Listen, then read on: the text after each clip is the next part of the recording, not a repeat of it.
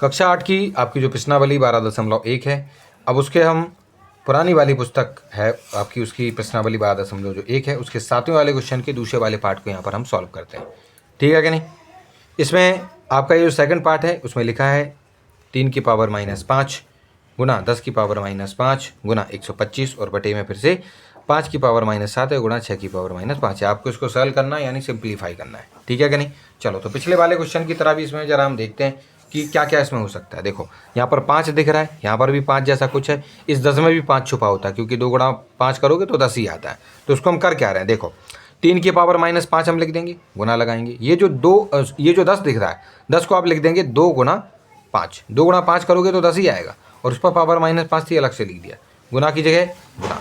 और 125 के जब हम फैक्टर करते हैं, गुणनखंड करते हैं, जब इनके हम गुणनखंड करेंगे किसके, इस 125 के, जब हम 125 के गुणनखंड करेंगे तो 5 यहाँ पर 25 आएगा, 5 यहाँ पर 5 आ जाएगा और 5 यहाँ पर 1, यानी ये जो 125 है आप इसको 5 गुना 5 गुना 5 लिख सकते हैं।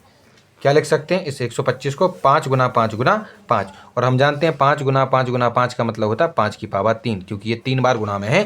तो ये जो 125 है वो हमने यहाँ पर क्या लिख दिए, 5 की पावर 3 लिख दिए। और बटे है तो यहाँ पर बटा लगाएंगे, 5 की पावर -7 है, इस 5 की पावर -7 को हमने बाद में लिख दिया। और ये जो 6 की पावर -5 है उसको हमने 2 गुणा 3 यानी 6 होते हैं, उस पर पावर -5 कर दिया। कहना सर इसको इधर उधर कैसे कर दिया आपने। अगर देखो गुणा में हम ऐसा कर सकते हैं, 2 गुणा 3 करेंगे तो भी 6 और 3 गुणा 2 करोगे तो भी 6। ठीक है कि नहीं। इसलिए इधर उधर हम इनको गुणा में जो चीज़ें उनको हम कर सकते हैं, और जब आप प्लस करते हैं तब भी आप कर सकते हैं। ठीक है। चलिए अब यहाँ पर क्या होगा, इसको जब हम आगे सॉल्व करेंगे वो 3 की पावर जो -5 थी उसको तो हम वैसे ही लिखेंगे। लेकिन यहाँ देखिए, यहाँ पर एक छोटी सी चीज़ होगी। जब एक हमारा फॉर्मूला है, एक हमारा फॉर्मूला होता है, वह फॉर्मूला नहीं, उसको हम सर्वसम्मता कहते हैं, आइडेंटिटी कहते हैं।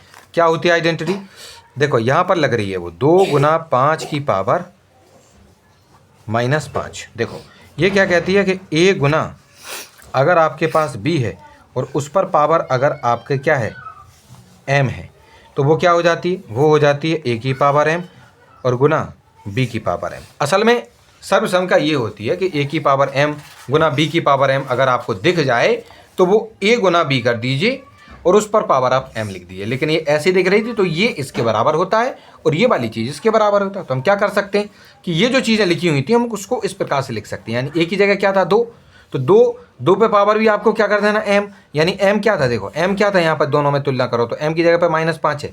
तुम क्या करेंगे, ये जो a था, a यानी आपका ये जो 2 था, हम 2 पे भी पावर क्या कर देंगे, देखो यहाँ पर हमने 2 की पावर -5 कर दी इसमें इस सर्वसम्मता लगाने की वजह से। तो 2 पे भी पावर हमने -5 कर दी, गुना की जगह हमने गुना भी लगा दिया और उसके बाद गुना लगा दिया। उसके बाद b लिखो, b कितना था 5, हमने 5 लिखा, यहाँ पे हमने 5 लिखा और उस पर भी पावर आपको m कर देना। m कितना था -5, तो हमने 5 पे भी -5 जो है पावर आपकी यहाँ पर लगा दी और गुणा था, गुणा लगाया, 5 की पावर 3 थी, 5 की पावर 3 को लिखा। यहाँ पर भी आप देखिए तो सेम टू सेम ये भी 2 गुणा 3 की पावर आपकी -5 है। इसी तरीके से ये भी इसके साथ ही तुलना होगी इसकी। तो a की जगह क्या है 2, उन्होंने कहा a पे कर दो m, तो 2 की जगह इसकी क्या करेंगे हम 2 की पावर m कर देंगे। m कितना है इसमें बताओ, पावर कितनी है इसमें बताओ, -5 है, तो 2 पे पावर -5 कर दी। उसके बाद आपको गुणा लगाना है, गुणा लगाने के बाद आपको b की पावर, b कितना है इसमें, b कितना है 3, तो 3 की पावर हमने -5 लिख दी है। इसको हमने इधर उधर क्यों लिखा, ताकि ये 3 के नीचे आ जाए, ये 2 के नीचे आ जाए, ये 5 के नीचे आ जाए। ठीक है कि नहीं। तो यहाँ पर इसको इस सर्वसम्मता की मदद से जब हमने इसको थोड़ा सा जो है बड़ा किया तो इस तरीके से हमें ये प्राप्त हुए। उसके बाद हम क्या करेंगे, उसके बाद इनको देखो, ये जो है जैसे कि हमने पिछले वाले क्वेश्चन में किया था कि अगर a पर पावर m हो, यानी देखो a पर पावर m है और आपको भाग दिया जाए और लिखा हो a की पावर n, यानी a पर फिर से पावर कोई हो, तो हमें क्या करना है, आप सबसे पहले a लिखो। तो इन दोनों में a कौन है 3 है, इन दोनों में a कौन है 2 है, इन दोनों में a कौन है 5 है। पहले तो हमने a लिख दिया, a क्योंकि यहाँ पर a 3 है वो उसको लिखा, यहाँ पर a 2 है हमने उसको लिखा और यहाँ पर भी जो a है वो जो आपका प्लस का 5 है उसको लिख दिया, क्योंकि यहाँ और यहाँ यही वाली सर्वसम्मता आपकी लगने वाली है आइडेंटिटी। उस पर वो कहते हैं m लिखो, तो यहाँ पर m क्या है -5, हमने -5 लिखा। यहाँ पर m कौन है -5, हमने यहाँ पे -5 लिखा और यहाँ पे m कौन है -5, हमने यहाँ पे -5 लिखा। उसके बाद वो कहते हैं माइनस लगाओ, तो देखो यहाँ माइनस और यहाँ माइनस लग गया। उन्होंने कहा अब n को लिख दो, यानी नीचे वाले जो -5 है उसको इसके साथ, फिर यहाँ पर -5 है उसको इसके साथ और फिर -7 है, उसको इसके साथ लिख देना है। और गुणा में कौन बचा था केवल, क्योंकि ये तो इस सब सम का के हिसाब से इतने हो गए। गुणा में 5 की पावर 3 था, गुणा में हमने 5 की पावर यहाँ पर 3 लिख दिया है, ठीक है कि नहीं। अब 3 की जगह 3 लिखिए, -5 की जगह -5 लिखो, और -5 और -5 का जब गुणा होगा तो ये प्लस के 5 हो जाएंगे। और गुणा की जगह गुणा लगाएंगे, 2 की जगह 2 लिखेंगे, -5 की जगह -5 लिखेंगे, माइनस और माइनस आपस में प्लस के 5 हो जाते हैं। गुणा की जगह गुणा, 5 की जगह 5, -5 की जगह -5, और माइनस और माइनस का जब गुणा होगा तो ये पावर में आपके प्लस के 7 हो जाएंगे। गुणा की जगह गुणा लगाइए, और 5 की पावर जो 3 थी हमें उसको लिख देना है यहाँ पे। उसके बाद इसको आगे हल करेंगे, 3 की जगह 3, -5 और +5 आपस में क्या हो जाएंगे, घट जाएंगे, बचेगा आपका 0। गुणा की जगह गुणा लगाइए, 2 की जगह 2 लिखिए, -5 और +5 यहाँ फिर से ये घटेंगे, 2 की पावर 0 आ जाएगी। गुणा लगाइएगा, 5 की जगह 5 लिखो, लेकिन 7 और 2 आपस में घटेंगे जब, तो 2 बचेंगे, प्लस के क्यों बचेंगे, क्योंकि आपके 7 बड़े हैं प्लस वाले, इसलिए आपका आंसर प्लस के 2 आए हैं। गुणा की जगह गुणा लगाइएगा, 5 की पावर 3 था, 5 की पावर हमने यहाँ पर 3 लिख दिया है। अब हम सभी जानते हैं कि अगर किसी पर भी पावर 0 हो, यानी इसको अगर हम a माने या इसको a माने, उस पर पावर अगर हमें 0 मिलती है तो उसके स्थान पर आपको 1 लिख देना, ये हमारी सर्वसम का यानी आइडेंटिटी कहती है। तो आपको 3 की पावर 0 की जगह भी 1 लिख देना है, गुणा, और 2 की पावर 0 की जगह भी 1 लिख देना है, और गुणा 5 की पावर 2 थी उसको लिखा, गुणा में 5 की पावर 3 थी उसको लिख दिया।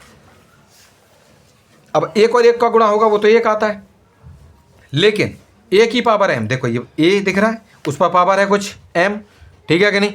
और गुना लगाइए, गुना लगाया, फिर से a है यानी फिर से 5 है, और n यानी यहाँ पर एक आपकी घात यानी पावर दिख रही है।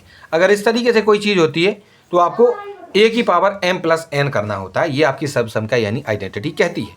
तो आप यहाँ पर 1 लिख लीजिए, चलो गुणा में मान लो यहाँ पर 1 पहले से लिखा हुआ है, इन दोनों की जगह पर 1 लिखा हुआ है, ठीक है कि नहीं। और आपने a लिख देना है, इन दोनों में 1 कौन है, 5, हमने 5 लिखा, m और n को जोड़ दो, यानी 2 और 3 को आपस में जोड़ दो। तो 1 की जगह 1 का गुणा जब आप इसमें करोगे तो 1 ही आएगा, जबकि 2 और 3 को जोड़ने पर 5 पे पावर आपकी कितनी हो जाएगी, 5 हो जाएगी। तो इस तरीके से हमने इसको सॉल्व कर दिया। हम आगे इसको लिख सकते हैं, आपका इसको हम कितना भी लिख सकते हैं, और इसको जब आप गुणा करेंगे तो 625 के साथ और गुणा करते जाइए, आपको आंसर यहाँ पर प्राप्त हो जाएगा, ठीक है। तो इस तरीके से इस 7वें वाले क्वेश्चन का ये जो सेकंड पार्ट है वो भी आपका यहाँ पर सॉल्व हो चुका है।